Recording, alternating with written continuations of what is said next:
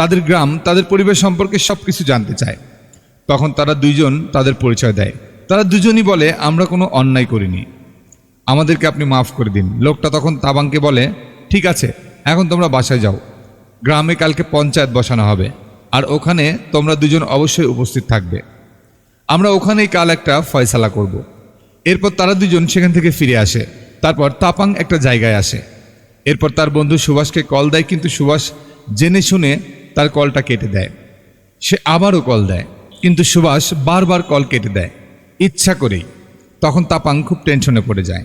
সে বুঝতে পারছে না এখন সে কি করবে। সন্ধ্যার আগে পুরো গ্রামে মাইকিং করা হয়, গ্রামে কালকে পঞ্চায়েত বসবে, আর পঞ্চায়েতে জোনাকি আর তাপাংয়ের বিচার হবে। তাই পুরো গ্রামের লোকেরা যেন পঞ্চায়েতে অবশ্যই উপস্থিত থাকে। এই ঘটনা তখন পুরো গ্রামে আস্তে আস্তে ছড়িয়ে পড়ে। ঘটনাটি আবার তাপাংয়ের গার্লফ্রেন্ড জানতে পারে। তাপাং তাকে ধোঁকা দিয়েছে।